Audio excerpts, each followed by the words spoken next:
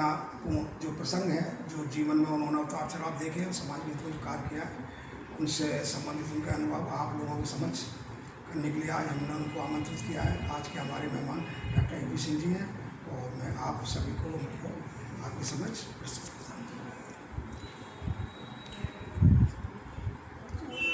मेरा जो आज का पहला प्रश्न है वो वर्तमान समस्या है जो पूरा हिंदुस्तान क्या मैं कहता हूँ पूरी दुनिया में चर्चित है, हाथरस जो दुर्घटना है, तो दुर्घटना ही कहूँगा उसको, क्योंकि बलात्कार के संदर्भ रहे लेकिन वो बात कहीं तक सिद्ध हो नहीं पाई। तो जो षड्यंत्र हुआ जिसमें कई व्यवस्थाएं ऐसी रहीं, राष्ट्रीय अंतर्राष्ट्रीय ताकत जिनके द्वारा, जैसे कि शाहीन बाग में भी इस तरह का हादसा हुआ और PFI जैसे संगठन उन्होंने सांप्रदायिक जातिगत जो दंगा कराने की कोशिश की।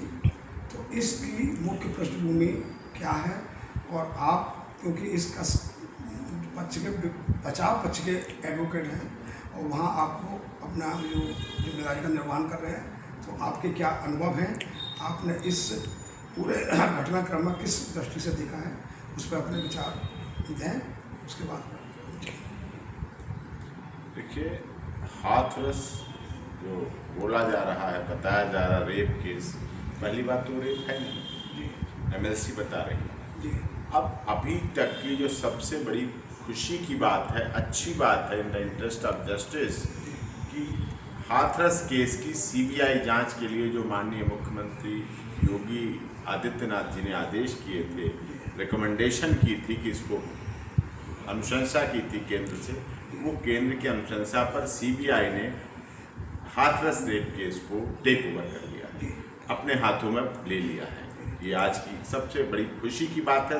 होनी तो दोनों पक्षों के लिए चाहिए, होनी तो देश के सब पक्षों के लिए चाहिए। ये अच्छी बात तो देश के सब राजनेताओं के लिए भी होनी चाहिए कि अब CBI जांच करेगी, टॉप मोस्ट इन्वेस्टिगेशन एजेंसी है, अब देखना है किसको इसमें भी बुराइयां नजर आती हैं। तो ये चीज़ है। दूसरी बात, वहाँ जो CCTV कैमरे लगाए गए उत्तर प्रदेश पुलिस द्वारा पीड़िता के घर पे, अब वहाँ से लोगों का छटना शुरू हो गया, निकलना शुरू हो गया। इसका मतलब कुछ असामाजिक तत्व वहाँ इकट्ठे थे, कुछ थे। अब देखिए बात आई, कोई भाभी तथाकथित भाभी की बात आई, वो नक्सल की थी, वहाँ की थी, इसका मतलब वो वेल एजुकेटेड थी और वो वहाँ रह रही थी, उस तरह से छिपा के रह रहे थे अपनी आइडेंटिटी को। इसका मतलब जो लोग कहते हैं कि पहली FIR अंडर सेक्शन 307 की रजिस्टर्ड हुई, उसमें कोई जातिगत मुद्दा नहीं था, उसमें कोई रेप नहीं था, उसमें कोई गैंग रेप नहीं था, इसका मतलब वही इम्प्रूवमेंट कर रही थी बयानों में। माता के बयान में, पहले पीड़िता की माता का पहला बयान था, उसमें कहीं भी रेप और इस तरह की बात नहीं थी। फिर आगे इम्प्रूवमेंट हुआ, फिर दूसरे बयान बढ़ते बढ़ते चले गए पीड़िता के बयान तक। पहले ये अफवाह फैलाई गई कि पीड़िता की जीभ काट दी गई, जबकि वो जीभ में सिर्फ चोट थी जो नॉर्मल होती है, काटने की तो बात ही नहीं थी। जातिगत मुद्दा बहुत बढ़ाया गया, जातिगत खाई बहुत बढ़ाई गई, जाति सवर्ण और दलित के बीच की बहुत बड़ी खाई तैयार की गई और इस पर राजनीति होने लगी। और जब राजनीति और मीडिया ट्रायल, किसी भी केस का जब मीडिया ट्रायल हो जाता है, राजनीति की बात होने लगती, तो वो फिर आगे दुखद हो जाता है, तो वो आगे उसका ट्रायल सही नहीं हो पाता है, उसमें दबाव बन जाता है, उसमें प्रेशर हो जाता है, फिर कुछ कोर्ट भी बाइस्ड हो जाती हैं।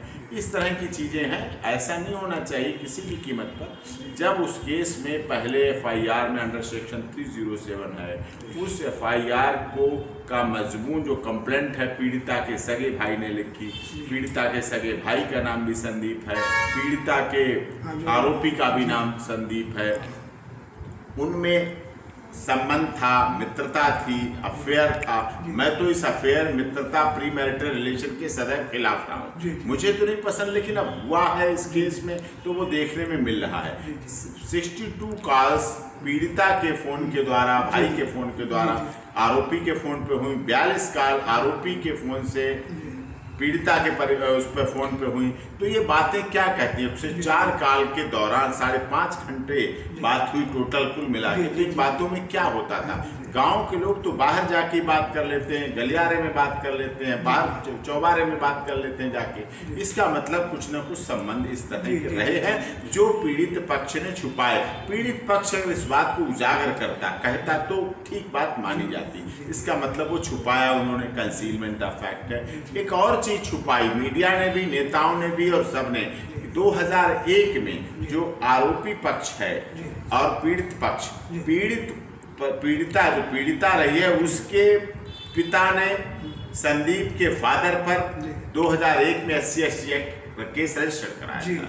वो केस रजिस्टर कराया, उसका ट्रायल चला और उसके बाद उसमें उसको बरी हुआ। वो बरी होने की खुंदक फिर से SC/ST एक्ट इसका मतलब वो रीओपन है उसी केस के संदर्भ में। इस बात को कहीं ना कहीं इसका संदर्भ जाता है उसी कि उसका बदला कह सकते हैं, कार कह सकते हैं, इसी में लेने का कोशिश की है। जी, इस तरह से ये जो हुआ है, इस तरह से बदले की भावना से जो SC/ST एक्ट का दुरुपयोग नहीं होना चाहिए। SC/ST एक्ट हमारे दलित समाज जो कि हमारा अभिन्न अंग है, हमारा मजबूत अंग है, उसकी सुरक्षा के लिए है, उसके संरक्षण के लिए है। लेकिन जब किसी कानून का दुरुपयोग होने लगता है, मिसयूज होने लगता है, उससे दूसरे समाज पीड़ित हो जाता है। हमारे तो सब समाज अंग है। सवर्ण समाज में पैदा होना सवर्ण समाज की गलती नहीं है। अगर कोई सवर्ण समाज में पैदा होता है तो उसकी गलती मत एहसास कराइए, ऐसा मत कानून के द्वारा एहसास कराइए कि उसने गलती की है राजपूत समाज में पैदा होके, उसने गलती की है ब्राह्मण या बनिया समाज में पैदा होके, उसकी गलती नहीं है। और इसी तरह इस केस में भी, इस केस के आरोपियों को जो गांव में कल हाथरस गया, गांव गया, प्लेस ऑफ इंसिडेंट देखा, इंस्पेक्ट किया, सब कुछ देखा, वहां ऐसा जाके लग रहा था कि इस गांव में जो सवर्ण परिवार है इसलिए अनाथ हो गया है। ऐसा नहीं है।